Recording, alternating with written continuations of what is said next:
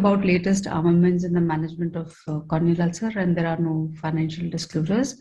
And the latest armaments can be in the field of diagnostics, such as microbiology, imaging techniques, and therapeutics, such as newer drugs, newer methods of drug delivery, collagen cross-linking, and also use of adjuvants such as Teen and Spatchcraft.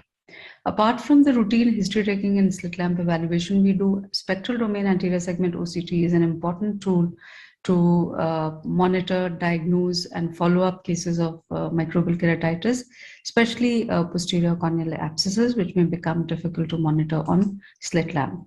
Now, microbiology has undergone a sea change in the form of next generation sequencing and matrix assisted laser desorption and ionization, or MALDI, which is available to us now, apart from the routine staining that we did with gram stain, KOH, and for acid-fast bacilli, as well as cultures such as blood agar, dextrose agar, and other media. So next genome sequencing picks up the pathogens which have not grown on the culture media. It determines the DNA sequence. The sequence of the gene is obtained and is matched with the software which contains the sequence of the various pathogens. And then pathogen identification, resistance, and virulence is obtained. MALDI is matrix-assisted laser desorption or ionization. So the sample culture is taken, is mixed with the matrix, and this is then metal plate is then introduced in the mass spectrometer, and it is bombarded with the various laser pulses. So there are dissolved and ionized molecules which travel up at a particular speed, and depending upon the travel of the speed, you do obtain various peaks on the graphs, and these are actually nothing but the signatures of the various microorganisms. Adenoviral keratoconjunctivitis, such as shown here, can be very difficult to treat and can have nuclear opacity, such as here in the center, which can scar. For detection of this, we have now rapid adeno detector, which is rapid antigen detection immunoassay, which detects 53 serotypes. The sensitivity is 88%, specificity 91%, and this is much faster and better than the PCR, which picks up the dead virus. Strongest steroid should be used for adenoviral keratoconjunctivitis. Topical povidone iodine with steroid is also shown to be extremely useful. And in recurrences, topical cyclosporin or topical tacrolimus can be tried.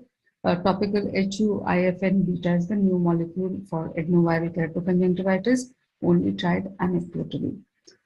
Herpes keratitis, you can have epithelial herpes keratitis, stromal, necrotizing, or it can be double immune ring of Wesley.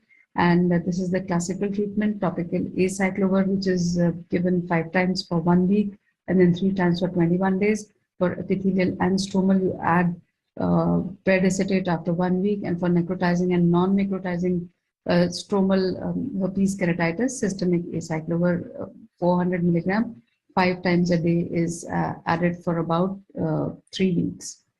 Now, apart from topical acyclovir, topical ganciclovir 0.15% can be given. It is less toxic, better tolerated, safer, and can be also given in cases which are resistant to acyclovir. And oral valcyclovir can be given instead of oral acyclovir, because 500 milligrams of valcyclovir once a day is as effective as 400 milligram of acyclovir twice a day, and so the compliance gets better because the dosing is decreased. Likewise, oral ganciclovir can also be given, especially in cases of CMV endothelitis. The dose is 1000 milligram 3 times a day for 8 weeks, and that is equivalent to oral acyclovir 400 milligram 5 times a day. For varicella zoster, oral acyclovir 800 milligram 5 times a day should be given to 10 to 14 days. But the new thing that is there is the live vaccine, Zostavax, which is used in more than 60 years of age. It decreases the incidence of zoster by half. The post-operative neuralgia decreases by 66%, and the duration of protection is for 4 years. For CMV endothelitis, again, it should be diagnosed more frequently. We often miss it, but it responds to systemic and topical ganciclovir with the use of topical steroids. As far as the bacterial keratitis is concerned, we continue to give fluoroquinolones. The new kid on the block is levofloxacin 1.5%, and we are doing a RCT to see whether it compares favorably with the combination therapy or not. These are our previous two studies with moxiflox and gataflox is a this combination therapy. And of course, specific antibiotics has to be given for specific organisms, and we are all aware of this in various situations that it has to be given.